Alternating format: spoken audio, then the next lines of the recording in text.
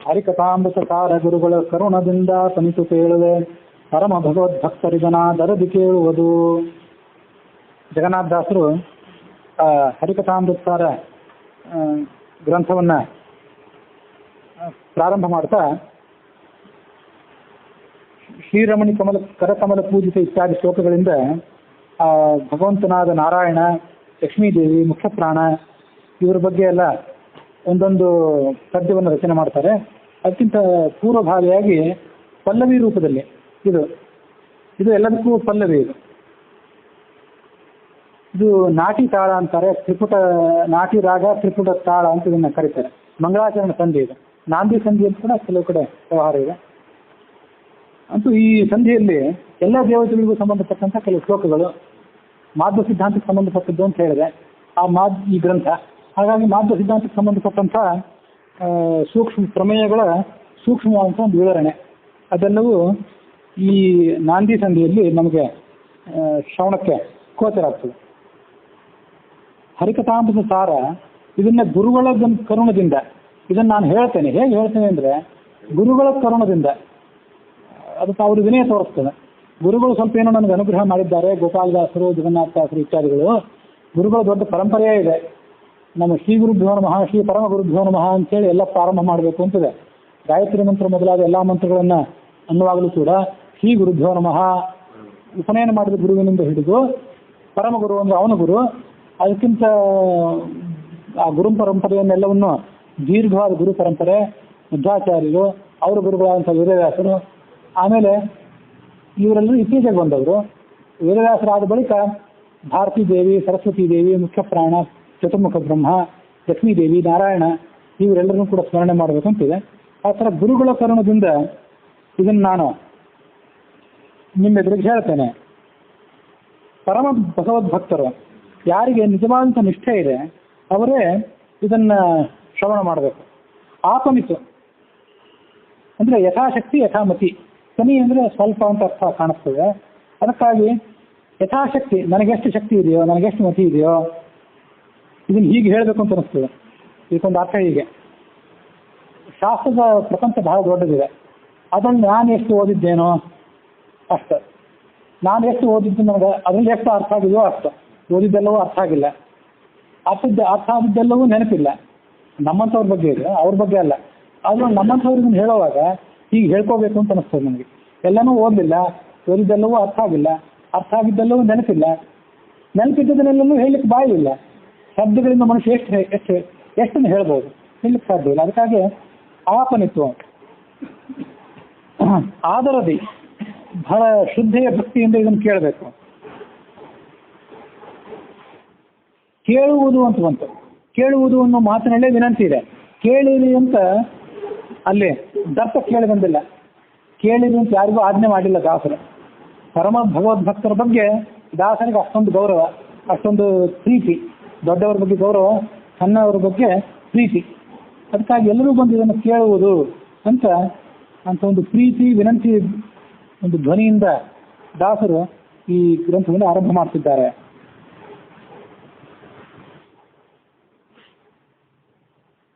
ಇಲ್ಲಿ ಹರಿಕಥಾಮೃತ ಸಾರ ಅಂತಿದೆಯಲ್ಲ, ಹರಿಯ ಕಥಾ ಏನಿದೆಯಲ್ಲ, ಭಗವಂತನ ಕಥಾ, ಅದೇ ಒಂದು ಅಮೃತ. ಅಮೃತ ಅಂದರೆ ಸಮುದ್ರ ಮಥನ ಮಾಡಿದಾಗ ಬರ್ತಂಥ ದಿವ್ಯವಾದ ಒಂದು ಪೇಯ ಔಷಧ ಏನಿದೆ ಅದೇ ಅಮೃತ. ಹರಿಯ ಕಥಾ ಅಂತ ಅನ್ನೋದು ಆ ಅಮೃತವನ್ನು ಮೀರಿಸಿದ್ದು. ಅಮೃತದ ದೊಡ್ಡ ಸಮುದ್ರವೇ ಇದೆ. ಹಾಗೆ ನೋಡಿದ್ರೆ ಭಗವಂತನ ಕಥಾ ಏನಿದೆ ಅದೊಂದು ದೊಡ್ಡ ಸಮುದ್ರ ಇದ್ದಂತೆ. ಆ ಸಮುದ್ರದಲ್ಲಿ ಒಂದು ಸಾರವನ್ನು ಮಾತ್ರ ಈಗ ಹೇಳ್ತೇನೆ ನಾನು ನಿಮಗೆ. 988 ಪದ್ಯಗಳು. ಆ ಪದ್ಯಗಳ ಮೂಲಕ ಒಂದು ಸಾರವನ್ನು ಮಾತ್ರ ಹೇಳ್ತೇನೆ. ಯಾಕೆಂದ್ರೆ ಹರಿಕಥಾಮೃತ ಏನಿದೆ, ಹರಿಕಥಾಮೃತ ಅನ್ನುವ ಕಡಲು, ಈ ಕಡಲು ಕೇವಲ ಭಗವಂತನ ಕಥೆಯನ್ನು ಒಳಗೊಂಡಿಲ್ಲ. ಭಗವಂತನ ಕಥೆ ಬಂತು ಅಂದ್ರೆ ಭಾಗವತರ ಕಥೆನೂ ಬಂತು ಅಂತಲೇ ಅರ್ಥ. ಭಗವಂತನ ಕಥೆ ಯಾವತ್ತು ಭಾಗವತರ ಕಥೆಗಿಂತ ಹೊರತಾಗಿಲ್ಲ ಅನ್ನೋದೇ ಅದಕ್ಕೆ ಕಾರಣ. ಅದಕ್ಕಾಗಿ ಅವ್ರ ಕಥೆಯಲ್ಲೇ ಇಲ್ಲಿರೋದ್ರಿಂದ ವಿಸ್ತಾರವಾಗಿ ಹೇಳಲಿಕ್ಕೆ ಸಾಧ್ಯ ಆಗೋದಿಲ್ಲ. ಅದರ ಸಾರ ಎಂದು ಅದನ್ನು ಇಲ್ಲಿ ಹೇಳ್ತೇನೆ ಅಂತ ಅರ್ಥ. ಹೀಗೆ ಆ ಹರಿಯ ಕಥಾ ಅಂತ ಏನಿದೆ ಎಲ್ಲ ಕಡೆ ಕೂಡ ಹರಿಕಥಾ ಅಂತಂತಾರೆ. ಕೃಷ್ಣ ಕಥಾ ಅಂತ ಅನ್ನೋದಿಲ್ಲ, ರಾಮಕಥಾ ಅಂತ ಅನ್ನೋದಿಲ್ಲ. ಆ ಶಬ್ದಗಳಿಗೂ ಮಹತ್ವ ಇಲ್ಲ ಅಂತಲ್ಲ. ಹರಿಕಥಾ ಅನ್ನೋ ಶಬ್ದಕ್ಕೆ ಅಷ್ಟು ಮಹತ್ವ ಇದೆ. ಯಾಕೆಂದ್ರೆ ಹರಿ ಅನ್ನೋ ಶಬ್ದಕ್ಕೆ ಪಾಪಹರ ಅಂತ ಅರ್ಥ. ಹರಿ ಅನ್ನೋ ಶಬ್ದಕ್ಕೆ ಹರತೀತಿ ಹರಿಹಿ, ಪಾಪವನ್ನು ನಾಶ ಮಾಡುವನು ಅನ್ನೋ ಕಾರಣಕ್ಕಾಗಿ ಅವನನ್ನು ಹರಿ ಅಂತ ಕರೀತಾರೆ. ಹಾಗಾಗಿ ಇದು ಹರಿಕಥಾನೂ ಹೌದು, ಹರಕಥಾನೂ ಹೌದು. ಇದು ಹರ ಅನ್ನೋ ಶಬ್ದಕ್ಕೂ ಹರಿ ಅನ್ನೋ ಶಬ್ದಕ್ಕೂ ಅರ್ಥ ಒಂದೇ. ಭಗವಂತ ಅಂತಲೇ ಆ ಪಾಪಹರಣ ಅಂತ ಭಗವಂತ ಅಂತಲೇ ಅರ್ಥ. ಮತ್ತೊಂದು ಅರ್ಥ ಇದೆ.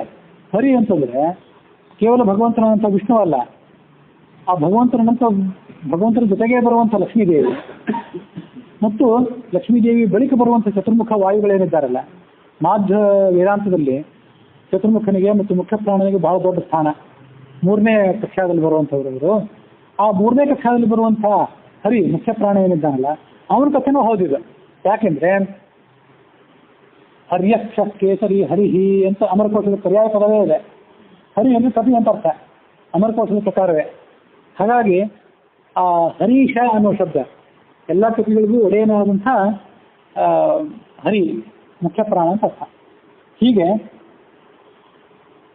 ಹರಿ ಅನ್ನೋ ಶಬ್ದ ಭಗವಂತನನ್ನು ಹೇಳ್ತದೆ, ಸಿಂಹವನ್ನು ಹೇಳ್ತದೆ, ಆಮೇಲೆ ಮುಖ್ಯ ಪ್ರಾಣನನ್ನು ಹೇಳ್ತದೆ, ಇವರೆಲ್ಲರನ್ನೂ ಹೇಳ್ತದೆ. ಭಗವಂತನಾದಂಥ ಮೂಲ ರೂಪಿ ನಾರಾಯಣ ಅಂತ ಏನಿದ್ದಾನಲ್ಲ, ಕ್ಷೀರಸಾಗರ ವಾಸಿ ಆದಂಥ ನಾರಾಯಣ, ಅವನನ್ನು ಹೇಳ್ತದೆ.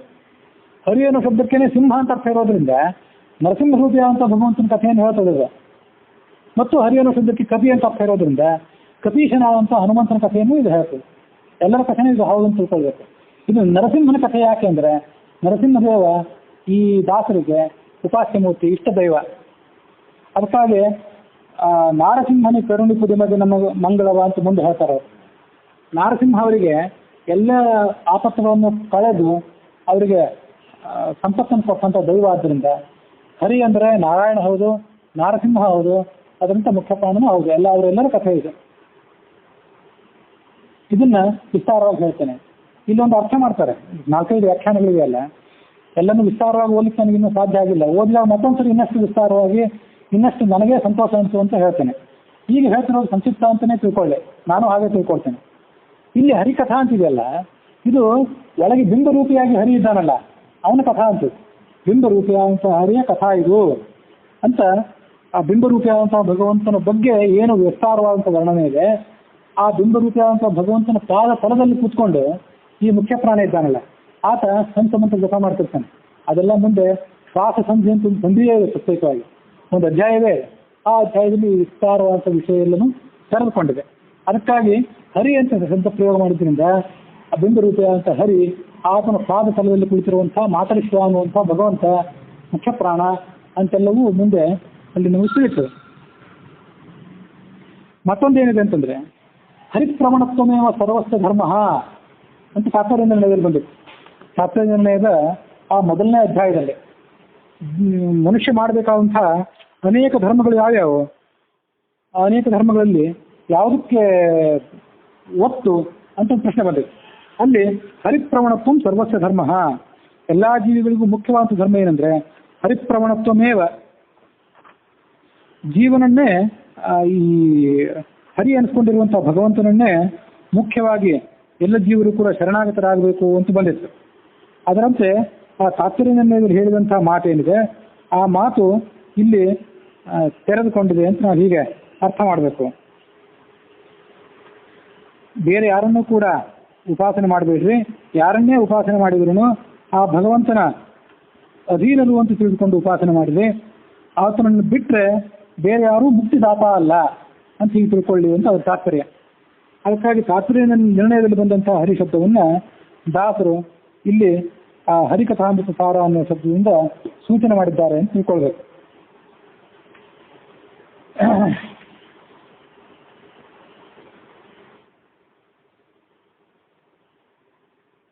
ಕೇಳುವುದು ಆದರದಿಂದ ಕೇಳಬೇಕು ಮತ್ತು ಕೇಳಿ ಅದರಂತೆ ನಡೆಯಬೇಕು ಅಂತ ಅದರ ತಾತ್ಪರ್ಯ. ಮುಂದಿನ ಶ್ಲೋಕ ಹೀಗಿದೆ: ಶ್ರೀರಮಣಿಕರ ಕಮಲ ಪೂಜಿತ ಚಾರು ಶರಣ ಸರೋಜ ಬ್ರಹ್ಮ ಸಮೀರ ವಾಣಿ ಫಣೀಂದ್ರ ವೀಂದ್ರ ಭವೇಂದ್ರ ಮುಖ ವಿನುತ ನೀರಜ ಭವಾಂಡೋದಯ ಸ್ಥಿತಿ ಕಾರಣನೆ ಕೈವಲ್ಯದಾಯಕ ನಾರಸಿಂಹನೇ ನಮಿತೆ ಕರುಣಿ ಪುದಮಗೆ ಮಂಗಳವ. ನರಸಿಂಹನೇ, ನಿಮಗೆ ನಾನು ನಮಸ್ಕಾರ ಮಾಡ್ತೇನೆ, ನಮಗೆಲ್ಲರಿಗೂ ಕೂಡ ನೀನು ಮಂಗಲವನ್ನು ಕೊಡಬೇಕು ಅಂತ ಆ ನರಸಿಂಹನನ್ನ ದಾಸರು ಪ್ರಾರ್ಥನೆ ಮಾಡ್ತಾರೆ. ಯಾಕೆ ನರಸಿಂಹನ ಪ್ರಾರ್ಥನೆ ಮಾಡ್ತಾರೆ ಅಂದ್ರೆ, ನಮ್ಮ ನರಸಿಂಹನ ಪ್ರಾರ್ಥನೆ ಯಾಕೆ ಮಾಡ್ತಾರೆ ಅಂತಂದ್ರೆ ಆ ನರಸಿಂಹ ಇವರಿಗೆ ಇಷ್ಟ ದೈವ ಅಂತ ಅನ್ನೋದು ಒಂದು ಕಾರಣ. ಮತ್ತೊಂದು ಇಲ್ಲಿ ಮುಂದೆ ಈ ಹರಿಕಥಾಮೃತಸಾರದಲ್ಲಿ ವಿಸ್ತಾರವಾಗಿ ವರ್ಣಿತ ಆಗಿರೋದರಲ್ಲಿ ಮುಖ್ಯವಾದ ವಿಷಯ ಏನಂದ್ರೆ ಭಗವಂತನ ವ್ಯಾಪ್ತಿಯನ್ನು ತೋರಿಸೋದೇ ಈ ದಾಸರ ಈ ವರ್ಣನೆಗೆ ಒಂದು ಮುಖ್ಯವಾದಂತಹ ಅಂಶ. ಭಗವಂತ ಎಲ್ಲೆಲ್ಲಿ ಎಷ್ಟೆಷ್ಟು ರೂಪಗಳಿಂದಿದ್ದಾನೆ, ಜೀವನ ಸ್ವರೂಪದಲ್ಲಿ ಎಷ್ಟು ರೂಪಗಳಿಂದಿದ್ದಾನೆ, ತಿನ್ನುವಂತಹ ಅನ್ನ ಸಾರು ಇತ್ಯಾದಿಗಳಲ್ಲಿ ಎಷ್ಟು ರೂಪದಿಂದಿದ್ದಾನೆ, ನಾವು ಆಧಾರವಾಗಿ ಕುಳಿತಿರುವಂತಹ ಭೂಮಿಯಲ್ಲಿ ಎಷ್ಟು ರೂಪದಿಂದಿದ್ದಾನೆ, ನಮ್ಮಲ್ಲಿ ಎಷ್ಟು ರೂಪದಿಂದ, ನಮ್ಮ ಶರೀರದಲ್ಲಿ 72,000 ನಾಡಿ ಇವೆಯಲ್ಲ, ಅಲ್ಲಿ 36,000 ರೂಪಗಳಿಂದ 36,000 ಹೆಣ್ಣು ರೂಪಗಳಿಂದ ಇದ್ದಾನೆ ಒಂದು ಕಡೆ, 36,000 ಗಂಡು ರೂಪದಿಂದ ಮತ್ತೊಂದು ಕಡೆ ಇದ್ದಾನೆ. ಆತನೇ ಎಲ್ಲ ಕಡೆ ವ್ಯಾಪಿಸ್ಕೊಂಡಿದ್ದಾನೆ ಅಂತನ್ನೋದನ್ನು ತಿಳಿಸೋದು ಈ ಹರಿಕಥಾಮೃತಸಾರದ ಉದ್ದೇಶ. ಈಗಲೇ ಅದನ್ನೊಂದು ಸಂಕ್ಷಿಪ್ತವಾಗಿ ಹೇಳ್ತೇನೆ. ಜೀವನ ಸ್ವರೂಪ ದೇಹದಲ್ಲಿ ನರಸಿಂಹ ರೂಪಿಯಾದಂಥ ಭಗವಂತ 80,725 ರೂಪದಿಂದ ಇದ್ದಾನಂತೆ. ಇದ್ದು ಎಲ್ಲ ಕಾರ್ಯಗಳನ್ನು ನಡೆಸ್ತಾನೆ. ಹೀಗೆ ಆತ ಕಾರ್ಯ ನಡೆಸ್ತಾನೆ. ಆದ್ದರಿಂದ ಈ ಎಲ್ಲ ಕೆಲಸಗಳು ನಮಗೆ ನಡೆದಿದೆ ಅಂತ ತಿಳ್ಕೊಳ್ಬೇಕು. ಮುಂದೆ ಅದು ಬರೋದಿದೆ. ನರಸಿಂಹನ ಸ್ತೋತ್ರವೇ ಯಾಕೆ ಅಂದರೆ ಇಷ್ಟ ದೈವ ಆದ್ದರಿಂದ ಮತ್ತು ಸ್ವರೂಪ ದೇಹದಲ್ಲಿ ಮುಖ್ಯವಾಗಿ ನಾವು ತಿಳ್ಕೊಳ್ಬೇಕಾದ್ದಲ್ಲ. ನಮ್ಮ ಈ ಸ್ಥೂಲ ದೇಹ ಮತ್ತು ನಮ್ಮ ಅನಿರುದ್ಧ ದೇಹ ಮತ್ತು ಲಿಂಗ ದೇಹ ಏನಿವೆ ಇವೆಲ್ಲ ಹೋಗುವು, ಒಂದಲ್ಲ ಒಂದು ಕಾಲಕ್ಕೆ ಇವೆಲ್ಲ ಹೊರಟೋಗ್ತವೆ. ಹಾಗಾಗಿ ಇವಕ್ಕೆ ಯಾವಕ್ಕೂ ಪ್ರಾಧಾನ್ಯವಿಲ್ಲ. ಹೆಚ್ಚು ಗಮನ ಕೊಡಬೇಡಿ ಇದರ ಬಗ್ಗೆ.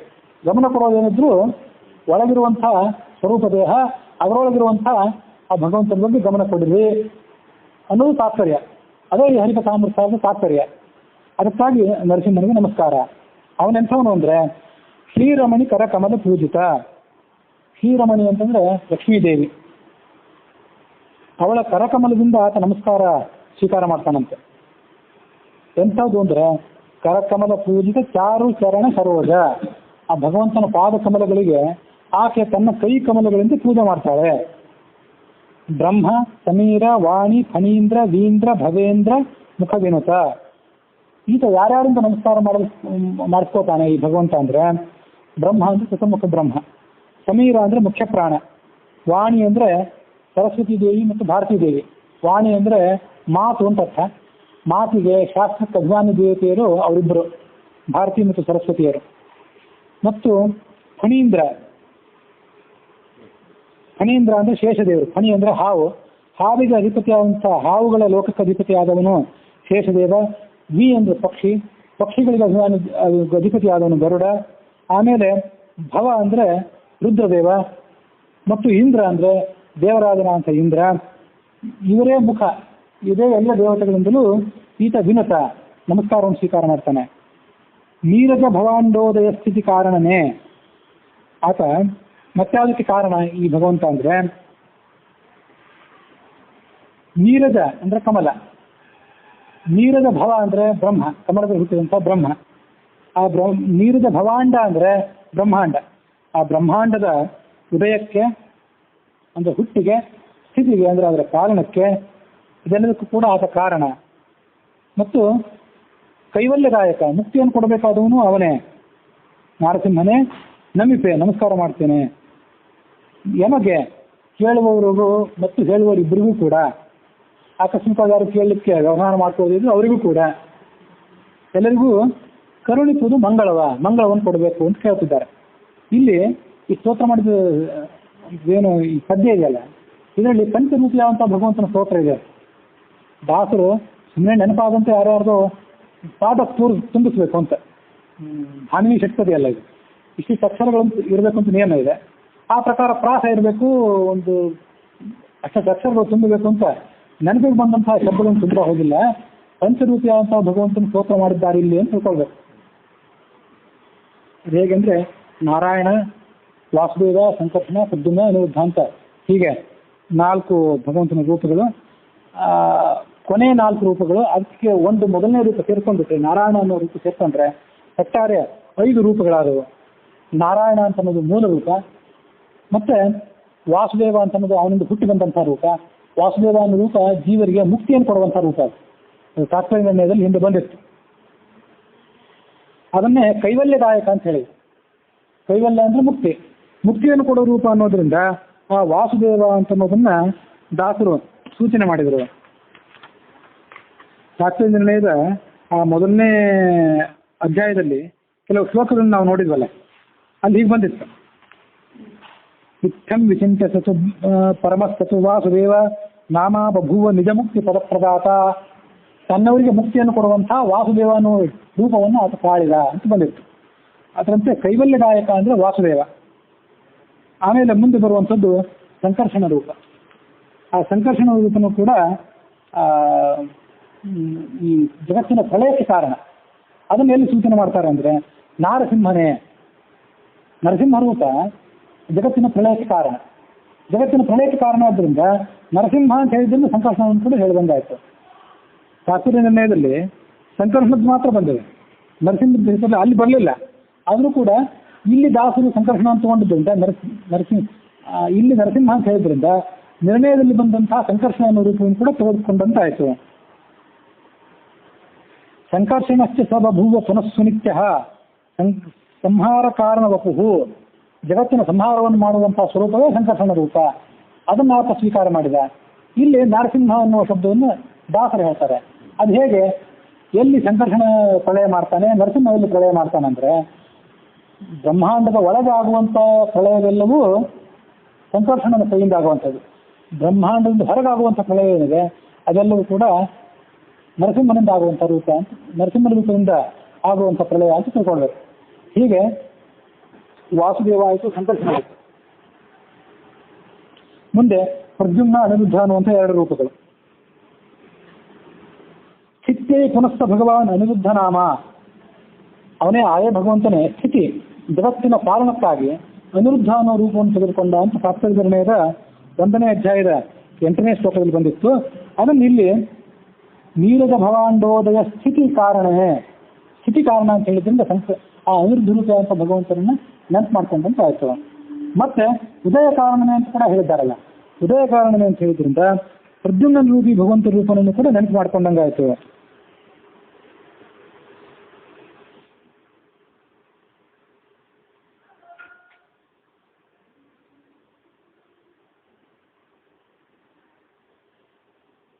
ದೇವಿ ಜಯತ್ಯನ ಹೂವಸ ಸೃಷ್ಟಿ ಹೇತೋ ಪ್ರದ್ಯುಮ್ನತಾಮುಪಗತಃ ಕೃಷಿತಾಂಚ ದೇವಿ. ಶಾಸ್ತ್ರ ನಿರ್ಣಯದ 1ನೇ ಅಧ್ಯಾಯದ 7ನೇ ಶ್ಲೋಕ. ಅಲ್ಲಿ ಪ್ರದ್ಯುಮ್ನ ಸೃಷ್ಟಿ ಹೇತೋ, ಜಗತ್ತಿನ ಸೃಷ್ಟಿಗಾಗಿ ಪ್ರದ್ಯುಮ್ನ ಅನ್ನೋ ರೂಪವನ್ನು ತಾಳಿದ ಅಂತಿದೆ. ಹಿಂದೊಮ್ಮೆ ಅದನ್ನು ಹೇಳಿದ್ದೆ. ಈ ಜಗತ್ತಿನಲ್ಲಿರುವಂಥ ಸ್ತ್ರೀ ಪುರುಷರಿಗೆ ಆತ ಬಾಣವನ್ನು ಪ್ರಯೋಗ ಮಾಡ್ತಾನೆ. ಯಾರ ಮೂಲಕ ಬಾಣ ಪ್ರಯೋಗ ಮಾಡಿಸ್ತಾನೆ? ಮನ್ಮಥನ ಮೂಲಕ. ಈ ಪ್ರದ್ಯುಮ್ನ ರೂಪ ಅಂತ ಭಗವಂತ ಮನ್ಮಥನ ಒಳಗಿದ್ದು ಮನ್ಮಥನ ಮೂಲಕ ಸ್ತ್ರೀಯರ ಮೇಲೆ ಪುರುಷರ ಮೇಲೆ ಬಾಣ ಪ್ರಯೋಗ ಮಾಡಿಸಿ ಅವರ ಮೂಲಕ ಸೃಷ್ಟಿಗೆ ಕಾರಣ ಆಗ್ತಾನೆ. ಹೀಗೆ ಸೃಷ್ಟಿ ಕಾರಣವಾದಂಥ ಪ್ರದ್ಯುಮ್ನ, ಪಾಲನಕ್ಕೆ ಕಾರಣವಾದಂಥ ಅನಿರುದ್ಧ, ಮತ್ತು ಪ್ರಳಯಕ್ಕೆ ಕಾರಣವಾದಂಥ ಸಂಕರ್ಷಣ ಅಥವಾ ನರಸಿಂಹ, ಮತ್ತು ಮುಕ್ತಿಗೆ ಕಾರಣವಾದಂಥ ಕೈವಲ್ಯ ಅಂದರೆ ಮುಕ್ತಿ, ಅದಕ್ಕೆ ಕಾರಣೀಭೂತವಾದಂಥ ನಾರಾಯಣ ರೂಪ. ಹೀಗೆ 4 ರೂಪಗಳ ಸ್ತೋತ್ರ. ಮುಕ್ತಿ ಕಾರಣವಾದ ವಾಸುದೇವ, ನಾನು ತಪ್ಪಾಗಿ ನಾರಾಯಣ ಅಂತ ಹೇಳಿದೆ. ಅಂತೂ ಈ 4 ರೂಪಗಳೇನಿವೆ, 4 ರೂಪಗಳ ಸಮೇತವಾಗಿ ನಾರಾಯಣನ ಮೊದಲನೇ ರೂಪ ಅದೆಲ್ಲವನ್ನು ಕೂಡ ದಾಸರು ಇಲ್ಲಿ ಸೂಚನೆ ಮಾಡಿದ್ದಾರೆ ಅಂತ ತಿಳ್ಕೊಳ್ಬೇಕು. ನಮಗೆ ಮಂಗಲವನ್ನು ಕೊಡಬೇಕು ಅಂತ ಹೇಳ್ತಿದ್ದಾರಲ್ಲ, ಮಂಗಳವನ್ನು ಕೊಡೋದು ಅಂದ್ರೆ ಏನು?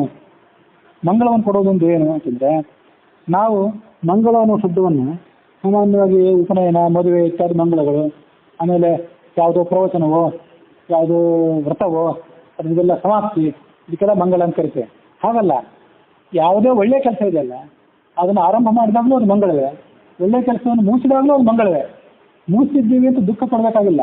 ಮತ್ತೊಂದು ಒಳ್ಳೆಯ ಕೆಲಸ ಪ್ರಾರಂಭ ಮಾಡಲಿಕ್ಕೆ ಮೊದಲನೇ ಒಳ್ಳೆಯ ಕೆಲಸವನ್ನು ಮುಗಿಸೋದೇನಿದೆ ಅದು ನಾಂದಿ. ಅದಕ್ಕಾಗಿ ಪ್ರಶಸ್ತ ಆಚರಣಂ, ಒಳ್ಳೆಯ ಕೆಲಸವನ್ನು ಮಾಡೋದು, ಅಪ್ರಶಸ್ತವನ್ನು ತಿರಸ್ಕಾರ ಮಾಡೋದು, ಇವೆಲ್ಲವೂ ಕೂಡ ಮಂಗಲವೇ. ಅದಕ್ಕಾಗಿ ಯಮಗೆ ಮಂಗಲವನ್ನು ಕೊಡೋದು ಅಂದ್ರೆ ಏನು? ಹೇಳಲಿಕ್ಕೆ ಪ್ರಾರಂಭ ಮಾಡಿದ್ದೇವೆ, ಇದು ಒಂದು ಮಂಗಳವೇ. ಇನ್ನು ಮುಗಿಸ್ತೀವಿ, ಅದು ಒಂದು ಮಂಗಳವೇ. ಮುಗಿಸಿದ ಕೂಡಲೇ ಮತ್ತೊಂದು ಒಳ್ಳೆಯ ಕೆಲಸವನ್ನು ಪ್ರಾರಂಭ ಮಾಡಬೇಕು ಅಂತ ನಾವು ನೀನು ಬುದ್ಧಿಯನ್ನು ಕೊಡಬೇಕು ಅಂತ ಹೀಗೆ ಮುಂಚಿತವಾಗಿ, ಸಾಕಷ್ಟು ಮುಂಚಿತವಾಗಿ ದಾಸರು ಆ ಭಗವಂತನ ಕೇಳ್ಕೊಂಡಿದ್ದಾರೆ ಅಂತ ತಿಳ್ಕೊಳ್ಬೇಕು.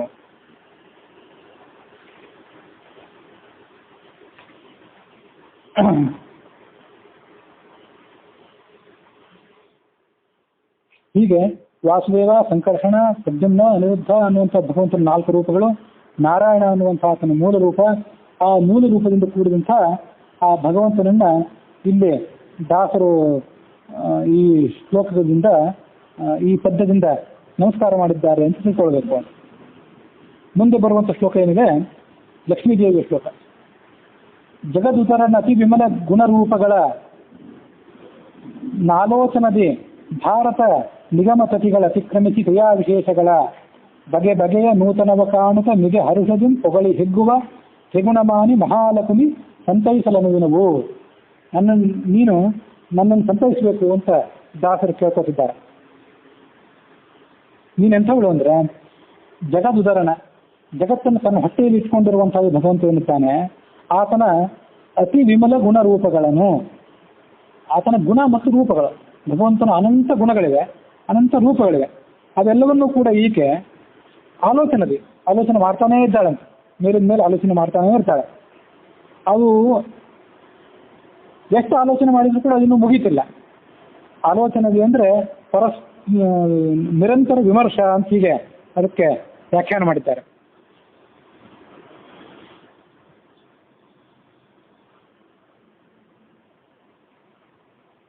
ಪ್ರಮಾಣ ಪದ್ಧತಿ ಮೊದಲಾದಂಥ ಗ್ರಂಥಗಳಲ್ಲಿ ಲಕ್ಷ್ಮೀದೇವಿ ಅದನ್ನು ನಿರಂತರವಾಗಿ ಆಲೋಚನೆ ಮಾಡಿದರೂ ಕೂಡ ಆ ಗುಣಗಳ ಅಂತವನ್ನು ಕಾಣಲಿಲ್ಲ ಅಂತ ನಾವು ಪ್ರಮಾಣ ಪದ್ಧತಿ, ಪ್ರಮಾಣ ಲಕ್ಷಣ ಮೊದಲಾದ ಗ್ರಂಥಗಳಲ್ಲಿ ಏನು ಕೇಳ್ತೇವೆ ಅದನ್ನು ತಾತ್ಪರ್ಯ ನಿರ್ಣಯದಲ್ಲೂ ಕೂಡ ನಾವು ಶ್ರವಣ ಮಾಡಿದ್ವಿ.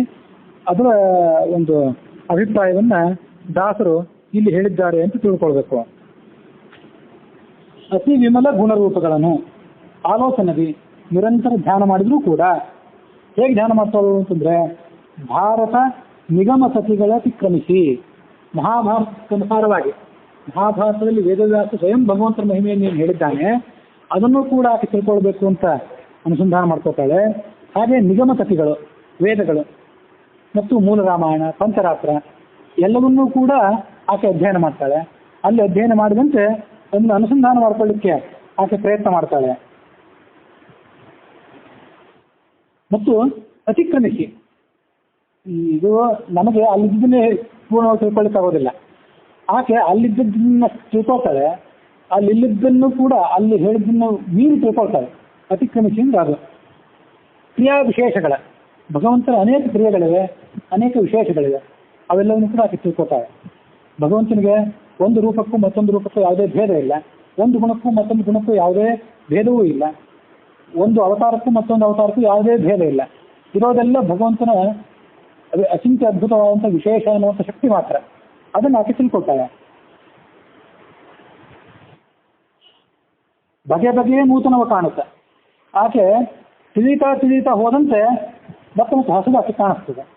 ಕಾಣಿಸಿದಾಗ ಹೀಗೆ ಮತ್ತು ಇನ್ನೂ ಉಳಿತು, ಮತ್ತು ಉಳಿದಾಗ ಆಕೆ ಹರುಷದಿ ಹೊಗಳಿ ಹಿಗ್ಗುವ, ನಾನು ಇಷ್ಟು ಆಲೋಚನೆ ಮಾಡಿದ್ರು ಕೂಡ ಇನ್ನೂ ಉಳಿದಿದೆಯಲ್ಲ ಅಂತ ಆಕೆ ತಿಳ್ಕೊತಾಳೆ.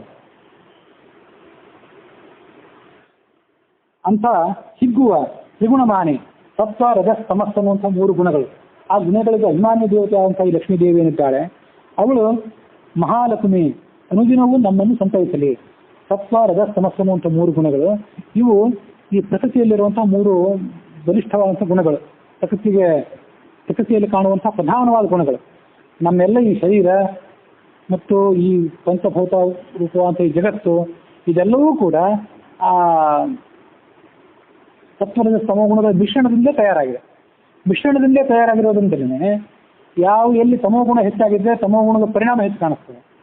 ಮತ್ತೊಂದು ಕಡೆ ರಜೋಗುಣದ ಪರಿಣಾಮ ಇದ್ದರೆ ಆ ರಜೋಗುಣದ ಒಂದು ಪರಿಣಾಮವೇ ಕಾಣಿಸ್ತದೆ. ಹೀಗೆ ಸತ್ವ ರಜಸ್ ತಮಸ್ಸು ಅನ್ನುವಂಥ ಮೂರು ಗುಣಗಳ ಮಿಶ್ರಣವೇ ಈ ಜಗತ್ತು. ಅದೆಲ್ಲವನ್ನು ತನ್ನ ಅಧೀನದಲ್ಲಿ ಇಟ್ಕೊಂಡಂಥವಳೇ ಈ ಲಕ್ಷ್ಮೀ ದೇವಿ ಅಂತ ಹೀಗೆ ತಿಳ್ಕೊಳ್ಬೇಕು. ಆ ಮೂಲಕವಾಗಿ ಸತ್ವಗುಣಕ್ಕೆ ಶ್ರೀದೇವಿ, ಆಮೇಲೆ ರಜೋಗುಣಕ್ಕೆ ಭೂದೇವಿ, ತಮೋಗುಣಕ್ಕೆ ದುರ್ಗಾದೇವಿ, ಹೀಗೆ ತಾನೇ ಮೂರು ರೂಪಗಳಿಂದ ಆ ಮೂರು ಗುಣಗಳನ್ನು ಆಕೆ ಆಳ್ತಾಳೆ. ಆಳಿ ಜಗತ್ತನ್ನು ಆಕೆ ತನ್ನ ಅಧೀನದಲ್ಲಿ ಇಟ್ಕೊಂಡಿದ್ದಾಳೆ.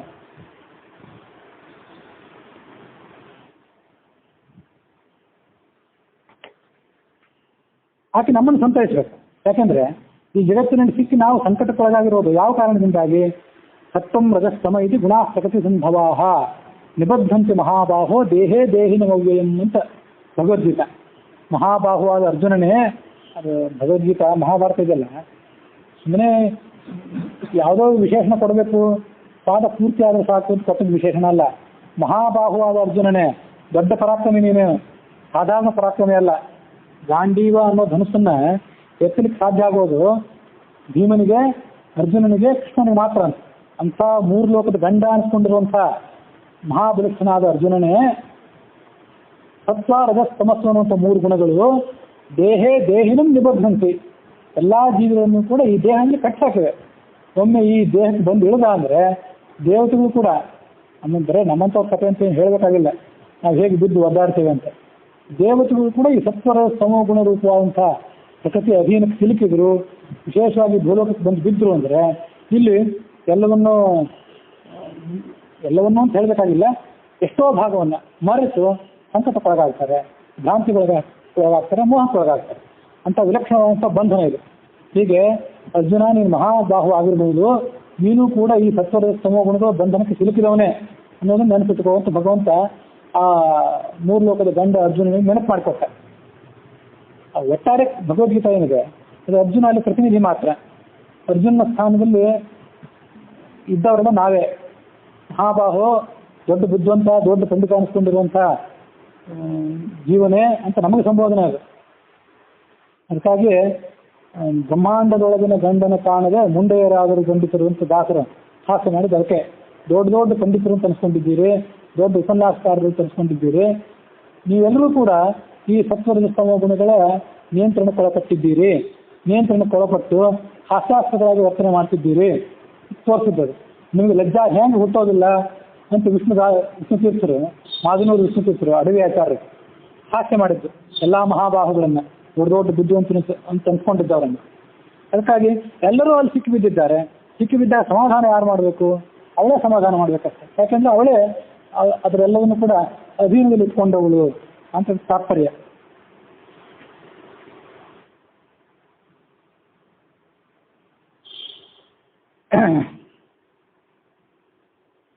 ಹೀಗೆ ಬ್ರಹ್ಮವಾಯುಗಳಿಗಿಂತ ಕೋಟಿ ಗುಣ ಅಧಿಕವಾಗಿರುವಂಥವಳು ಆ ಲಕ್ಷ್ಮೀದೇವಿ. ಅವಳಿಗೆ ಈ ಭಗವಂತನ ಈ ಗುಣ ಏನಿದೆ ಅದನ್ನು ತಿಳ್ಕೊಳ್ಳಿಕ್ಕೆ ಆಗಲಿಲ್ಲ. ಇನ್ನೂ ತಿಳ್ಕೊಳ್ಬೇಕು ಅಂತ ಪ್ರಯತ್ನ ಮಾಡ್ತಿದ್ದಾಳೆ, ಅದಾಗಲಿಲ್ಲ ಆಕೆಗೆ. ಅವಳಿಗೆ ಸಾಧ್ಯ ಆಗಲಿಲ್ಲ ಅಂದಮೇಲೆ ಕೆಲವು ವರ್ಷ ಕೆಲವು ಶಾಸ್ತ್ರಗಳನ್ನು ಓದಿ, ಕೆಲವು ಉಪನ್ಯಾಸಗಳನ್ನು ಮಾಡಿ, ಕೆಲವು ಗ್ರಂಥ ರಚನೆ ಮಾಡಿದವರು ಅದನ್ನು ತಿಳ್ಕೊಳ್ಳೋದು ಹೇಗೆ ಅಂತನ್ನೋದನ್ನು ತಿಳ್ಕೊಳ್ಳಿ ಅಂತ ದಾಸರು ಪರೋಕ್ಷವಾಗಿ ತಿಳಿಸ್ತಾರೆ. ಎಲ್ಲವನ್ನೂ ಸೂಕ್ಷ್ಮ ಹೇಳಿ ನಮ್ಮ ಮರ್ಯಾದೆ ಕಳೆಯೋದಿಲ್ಲ. ನಿಮ್ಮ ಮರ್ಯಾದೆ ಕಳ್ಕೊಳ್ಳೋದು ನೀವೇ ಕಳ್ಕೊಳ್ಳಿ, ಇದನ್ನು ಓದಿ ಇವ್ರ ಅರ್ಥ ತಿಳ್ಕೊಂಡ್ಬಿಡಿ ಸಾಕು ಅಂತಾರೆ. ಹೀಗೆ ಅನಂತ ಗುಣಗಳಿಗಿಂತ ಲಕುಮಿಗಿಂತ ಅಧಿಕ ಪುರಂದರ ವಿಠಲನು ಅಂತ ಆ ಸತ್ಯ ಜಗತ್ತಿನ ಹಾಡಿನಲ್ಲಿ ಏನಿದೆ, ಬ್ರಹ್ಮವಾಯುಗಳಿಗಿಂತ ಕೋಟಿ ಗುಣದಿಂದ ಉತ್ತರಳು ಆ ಲಕ್ಷ್ಮೀದೇವಿ. ಅನಂತ ಗುಣಗಳಿಂದ ಲಕುಮಿಗಿಂತ ಅಧಿಕ ಪುರಂದರ ವಿಠಲನು. ಆ ಗುಣಗಳಿಗೆ ಎಣೆನೇ ಇಲ್ಲ, ಮುಂದೆಲ್ಲ ಅದು ಬರೋದಿದೆ. ಆ ಭಗವಂತನ ಗುಣ ಅನ್ನುವಂಥ ದೊಡ್ಡ ಪ್ರಳಯ ಕಾಲದ ಸಾಗರದಲ್ಲಿ ಲಕ್ಷ್ಮೀದೇವಿ ಒಂದು ಸಣ್ಣ ನಾವೆಯಂತೆ ದಿಕ್ಕು ತಪ್ಪಿದಂತಾಗಿ ಕಳವಳಕ್ಕೊಳಗಾದಳು ಅಂತ ಬರ್ತದೆ ಮುಂದೆ. ಹೀಗೆ ಆ ಲಕ್ಷ್ಮೀದೇವಿ ಮಹತ್ವವನ್ನು ಈ ಶ್ಲೋಕದಲ್ಲಿ ತಿಳ್ಕೊಳ್ಬೇಕು. ಮುಂದೆ ಬರೋದೇನಿದೆ, ನಿರುಪಮಾನಂದಾತ್ಮಭವ ನಿರ್ಜರ ಸಭಾ ಸಂಸೇವ್ಯ ಅಥವಾ ನಿರ್ಜರ ಸಭಾ ಸಂಸೇವ್ಯ ಋಜುಗುಣದರಸೆ ಸತ್ವಗುಣ ಪ್ರಚುರ ವಾಣಿ ಮುಖ ಸರೋಜಯಿನ ಗರುಡ ಶೇಷ ಶಶಾಂಕದಲ ಶೇಖರದ ಜನಕ ಜಗದ್ಗುರುವೇ ತ್ವಚ್ಚರಣಗಳಿಗೆ ಅಭಿವಂದಿಸುವೆ ಪಾಲಿಸುವುದು ಸನ್ಮತಿಯ. ಚತುರ್ಮುಖ ಬ್ರಹ್ಮನನ್ನ ಆ ಮುಂದೆ ಸ್ತೋತ್ರ ಮಾಡ್ತಾರೆ.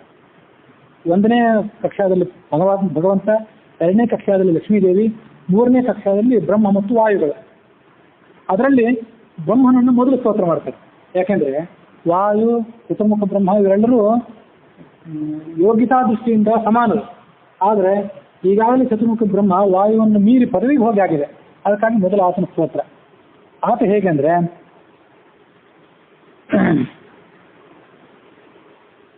ನಿರುಪಮಾನಂದಾತ್ಮಭವ ಆತ್ಮಭೂಹು ಅಂತ ಆ ಚತುರ್ಮುಖ ಬ್ರಹ್ಮನಿಗೆ ಒಂದು ಪರ್ಯಾಯ ಪದ ಅಮರಕೋಶದಲ್ಲಿ ಕೂಡ ಇದೆ. ಅದು ನಿರುಪಮಾನಂದ ಆತ್ಮ. ಚತುರ್ಮುಖ ಬ್ರಹ್ಮನೇ, ನಿನ್ನ ಆನಂದ ಇದೆಯಲ್ಲ, ನಿನ್ನ ಸ್ವರೂಪಭೂತವಾದಂಥ ಅತಿ ಶ್ರೇಷ್ಠವಾದಂಥ ತಾರತಮ್ಯ ಪ್ರಕಾರದ ಆನಂದ ಏನಿದೆ ಅದು ನಿರುಪಮವಾದ ಆನಂದ. ತಾರತಮ್ಯ ದೃಷ್ಟಿಯಿಂದ ನಾವೆಲ್ಲ ನೋಡ್ತಾ ಹೋದ್ರೆ ಯುವಾ ಸ್ಯಾದ್ ಯುವಾ ಧ್ಯಾಯಕ ಆಶಿಷ್ಠೋ ದುಡಿಷ್ಠೋ ಬಲಿಷ್ಠ ಸತ್ಯೇಯಂ ಪೃಥಿವೀ ವಿತ್ತಸ್ಯ ಪೂರ್ಣಾ ಸ್ಯಾತ್ ತಯೇಕೋ ಮಾನುಷ ಆನಂದ ತೇ ಶತಂ ಮಾನುಷ ಆನಂದ ತಯೇಕಃ ದೇವಾನಾಮಾನಂದ ಅಂತ ತೈತರಿಯ ಉಪನಿಷತ್ತು. ಹಿಂದೊಂದು ಬಾರಿ ಆನಂದ ರಾಮಾಯಣದ ಕಾಲದಲ್ಲಿ ಅದು ಹೇಳಿದ್ದೆ. ಇದು ಮುಕ್ತನಾದಂಥ ಒಬ್ಬ, ಮುಕ್ತಿಯಲ್ಲಿ ಹೋದಂಥ ಜೀವರಲ್ಲಿ ಅತಿ ಕೆಳಗಿನ ಒಬ್ಬ ಜೀವನಿಗೆ ಎಷ್ಟು ಆನಂದ ಇರ್ಬೋದು. ಯುವಾಧ್ಯಾಯಕ, ಯುವಕನಾಗಿರ್ಬೇಕು, ಅಧ್ಯಾಯಕನಾಗಿರ್ಬೇಕು, ಎಲ್ಲ ಅಧ್ಯಯನ ಮಾಡಿ ಅದಕ್ಕೆ ಆ ಅಧ್ಯಯನದ ಪರಿಣಾಮವನ್ನು ಆತ ಕಂಡುಕೊಂಡಿರ್ಬೇಕು. ಆಶಿಷ್ಟ, ತನ್ನ ಆಸೆಗಳನ್ನೆಲ್ಲ ಪೂರ್ಣ ಮಾಡ್ಕೊಂಡಿರ್ಬೇಕು.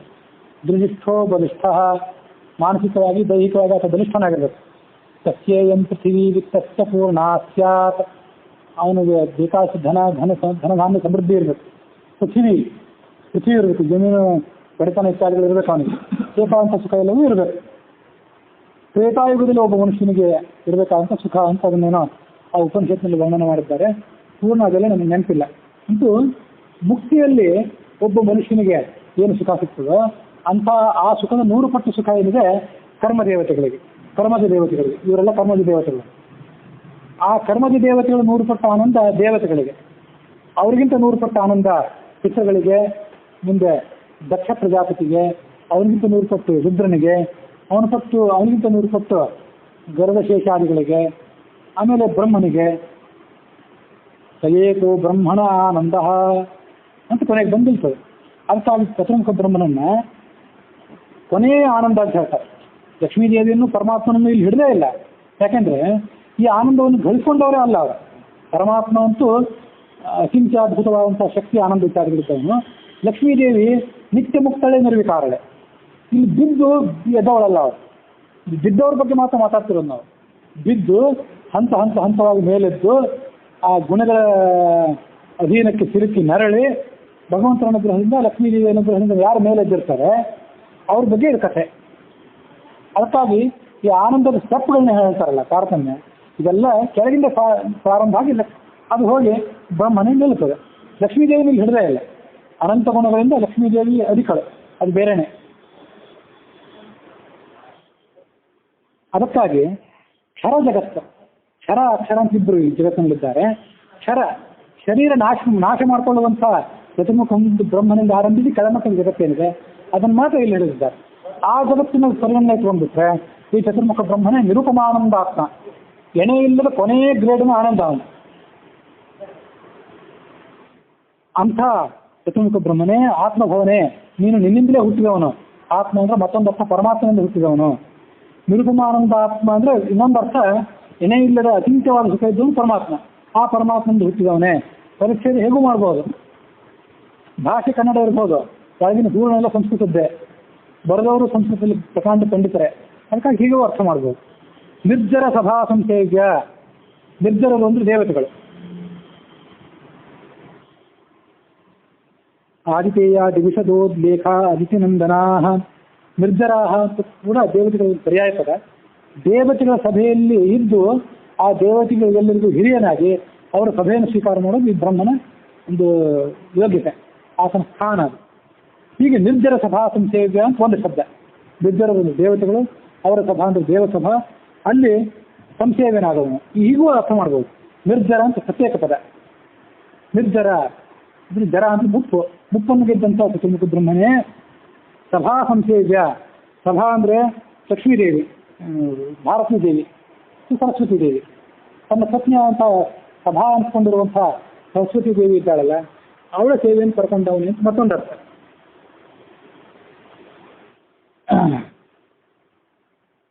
ಸಭಾ ಅಂದ್ರೆ ದ್ಯೂಸಭಾ ನಾಮ ಭಾರತಿಗೆ ಅಂತ ಇದೆ, ಮುಂದಿನ 21ನೇ ಸಂಧಿಯಲ್ಲಿ ಬರೋದಿದೆ. ಅದಕ್ಕಾಗಿ ಸಭಾ ಸಂಸೇವ್ಯ ಅಂದ್ರೆ ಸರಸ್ವತಿ ದೇವಿಯ ಸೇವೆಯನ್ನು ಸ್ವೀಕಾರ ಮಾಡಿದವನೇ. ಮುಂದಿನ ಮಾತು ಋಜುಗಣದ ಅರಸೆ. 100 ಜನ ಋಜುಗಳಿದ್ದಾರೆ. 100 ಜನ ಇದ್ದಾರೆ. ಅವ್ರದ್ದು ಬೇರೆ ಬೇರೆ ಗುಂಪುಗಳಿವೆ. ಅಪರೋಕ್ಷ ಜ್ಞಾನ ಪಡ್ಕೊಂಡವರೊಂದು, ಪಡ್ಕೊಳ್ಳದೆ ಇದ್ದವರೊಂದು, ಹೀಗೇನೋ ಹೇಳ್ತಾರೆ ಅಂತ ನೆನಪು, ಎಲ್ಲ ಸ್ಪಷ್ಟವಾಗಿ ನೆನಪಿಲ್ಲ ಈಗ. ಅಂತೂ ಋಜುಗಣಸ್ಥರ ಒಂದು ಗುಂಪು ಏನಿದೆ, 100 ಜನರದ ಒಂದು ಗುಂಪು, ಅವರೆಲ್ಲರೂ ಸಮಾನರು. ಅದಕ್ಕೆ ಈತ ಅರಸ. ಯಾಕೆಂದ್ರೆ ಈಗಾಗಲೇ ಈ ಚತುರ್ಮುಖ ಬ್ರಹ್ಮನ ಪದವಿಗೆ ಬಂದಾಗಿದೆ. ಇವನ ನಂತರವೇ ಮುಖ್ಯ ಪ್ರಾಣ. ಹೀಗೆ ಆ ಕಥೆ ಮುಂದೆ ಎಲ್ಲ ವರ್ಣಿತ ಆಗಿದೆ. ಮುಂದೆ ಸತ್ವ ಪ್ರಚುರ, ಸತ್ವ ರಜಸ್ ತಮಸ್ ಅಂತ 3 ಗುಣಗಳು. ನಮ್ಮೆಲ್ಲರ ಶರೀರದಲ್ಲೂ ಕೂಡ ಸತ್ವ ಒಂದು 60% ಇರ್ತದೆ, ರಜೋಗುಣ ಒಂದು 20, ತಮೋಗುಣ ಒಂದು 40. ನಮ್ಮದೆಲ್ಲ ಇದೆ, ಅದು ದೊಡ್ಡ ದೇವತೆಗಳು ಯಾರ್ದು.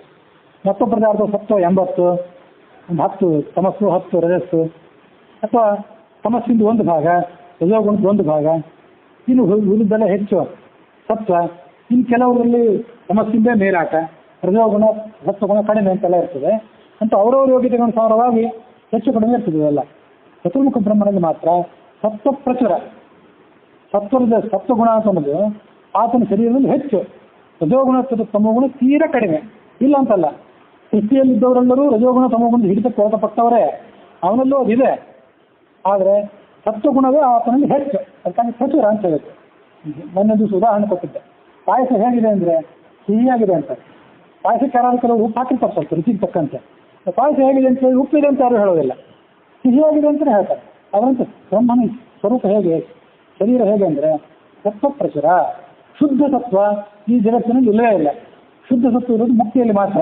ಮುಕ್ತರಾದಂಥ ಜೀವರು ಕೆಲವೊಂದು ಸಂತೋಷಕ್ಕಾಗಿ ಭಗವಂತನ ಆಜ್ಞೆಗನುಸಾರವಾಗಿ ಶುದ್ಧ ಸತ್ವಾತ್ಮಕವಾದಂಥ ಶರೀರವನ್ನು ಪಡ್ಕೊಳ್ತಾರೆ. ಅಷ್ಟು ಬಿಟ್ಟರೆ ಚತುರ್ಮುಖ ಬ್ರಹ್ಮನೂ ಕೂಡ ಸೃಷ್ಟಿಯಲ್ಲಿ ಸತ್ವ ಪ್ರಚುರನೇ ಹೊರತು ರಜೋಗುಣ ತಮೋಗುಣ ಅದನ್ನು ಬಿಟ್ಟಿಲ್ಲ. ಯಾಕೆಂದ್ರೆ ರಜೋಗುಣ ತಮೋಗುಣ ಗುಣಗಳನ್ನು ಆತ ಬಿಟ್ಟಿಲ್ಲ ಅಂದ್ರೆ ಏನರ್ಥ, ಲಕ್ಷ್ಮೀದೇವಿಗೆ ಆತ ಅಧೀನ ಅಂತ ಅರ್ಥ ಅಷ್ಟೇ, ಬೇರೆ ಏನಲ್ಲ. ವಾಣಿಯ ಮುಖ ಸರ್ವೋಜೇನ, ವಾಣಿ ಅಂದರೆ ಸರಸ್ವತಿ ದೇವಿ, ಅವಳ ಮುಖ ಅದೇ ಒಂದು ಕಮಲ, ಅದಕ್ಕೆ ಇದು ಸೂರ್ಯನಂತೆ. ಈ ಚತುರ್ಮುಖ ಬ್ರಹ್ಮನನ್ನು ನೋಡಿದರೆ ಕಮಲ ಅರಳದಂತೆ ಸರಸ್ವತಿ ಮುಖ ಅರಳ್ತದೆ ಅಂತ ಅರ್ಥ ಅಷ್ಟೆ. ಗರುಡ, ಶೇಷ, ಶಶಾಂಕದರ ಶೇಖರನ ಜನಕ. ಗರುಡ ಅಂತ ಗರುಡ ದೇವ, ಶೇಷ ಅಂತಂದ್ರೆ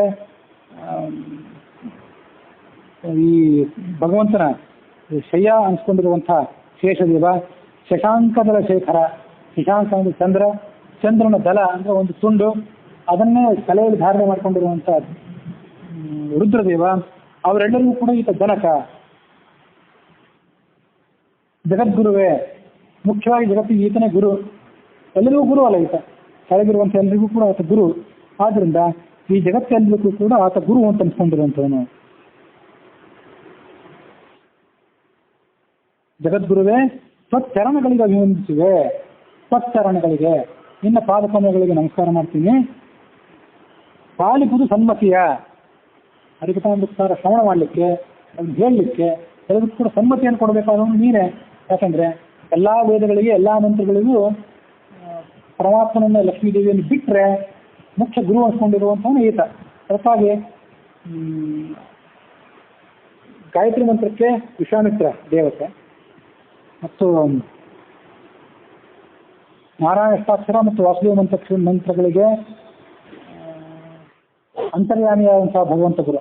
ಅಷ್ಟು ಬಿಟ್ಟರೆ ಹಂಸ, ನರಸಿಂಹ, ಸುದರ್ಶನ, ವರಾಹ, ಹಯಗ್ರೀವ, ಧನ್ವಂತರಿ ಮೊದಲಾದ ಎಲ್ಲ ಮಂತ್ರಗಳಿಗೂ ಕೂಡ ಚತುರ್ಮುಖ ಬ್ರಹ್ಮನೇ ಗುರು. ಹೀಗೆ ಎಲ್ಲ ಮಂತ್ರಗಳನ್ನು ಕೂಡ ಪರಬ್ರಹ್ಮನಿಂದ ಪಡ್ಕೊಂಡು ಈ ಜಗತ್ತಿನಲ್ಲಿ ಆತ ಬಳಕೆಗೆ ಬಿಟ್ಟಿದ್ದಾನೆ ಅಂತ ಹೀಗೆ ತಿಳ್ಕೊಳ್ಬೇಕು.